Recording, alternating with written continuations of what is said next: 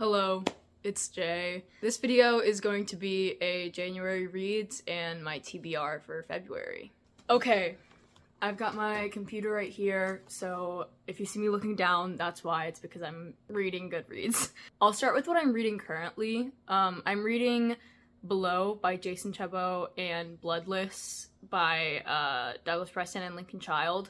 Bloodless I'm listening to it on audiobook, and then Below I have like an actual copy of it from the library. This year I have finished 7 books. I'll start with the first one I read. I think I mentioned this in my December reads and January TBR, but I'm not sure. So I finished, the first book I read this year was Aster, The Rise and Fall of an American Fortune. This is Editing J. I cannot tell you why I said fortune instead of fortune. No hate to those who say fortune, but I don't. And I remember while recording this, like 4 minutes ago, I remember being like, that's not right. Something's not right with that. But I didn't go back and fix it, so here we are.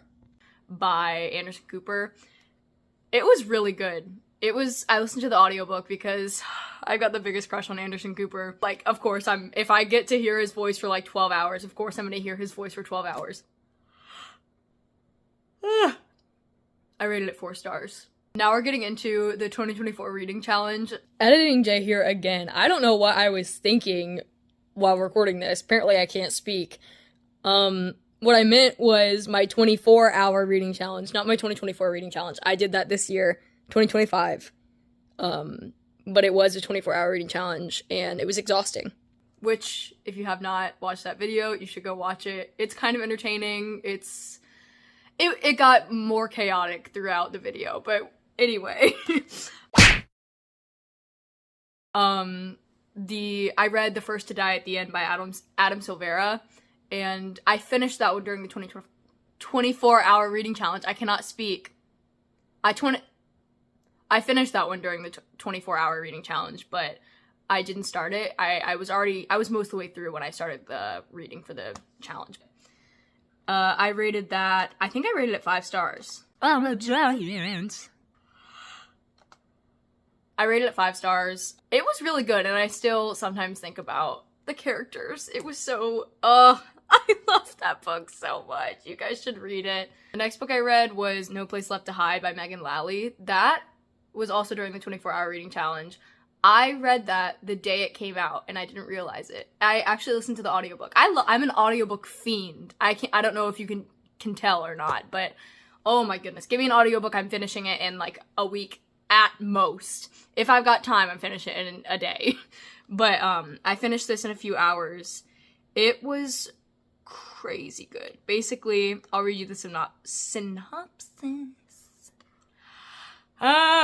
Basically, it's about this girl who wants to get into Yale really badly, and she goes to this private school that's like gets people into Ivy League schools.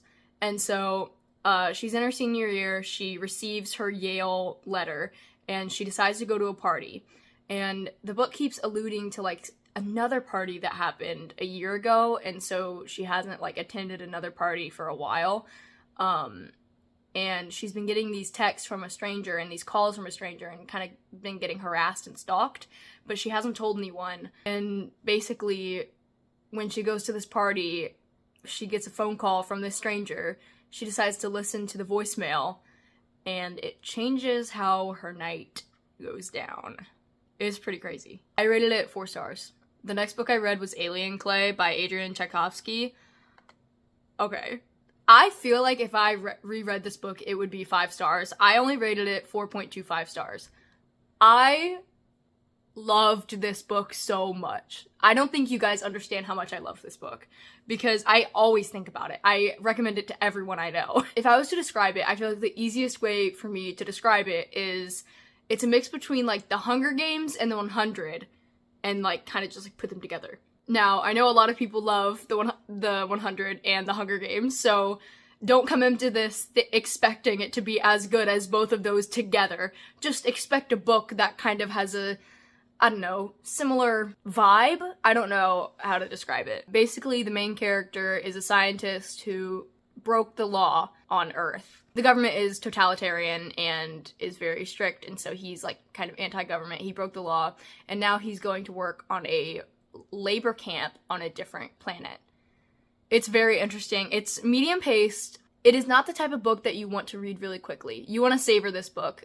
I should know because I read it during a 24-hour reading challenge, and I did not have time to savor it. I think that's why I rated it so low, because if I actually enjoyed the time while reading it, I would have rated it so much higher. Then I read Verses for the Dead by Douglas Preston and Lincoln Child. That is a book from the Pendergast series. Oh, my favorite series. I love the Pendergast series so much. It was really good. I gave it 4.5 stars. It threw me for a loop, not gonna lie. I'm gonna read the description since I'm really bad at describing books. After an overhaul of leadership at the FBI's New York field office, AXL Pendergast is abruptly forced to accept an unthinkable condition of continued employment. The famous... Sorry. I loved this book.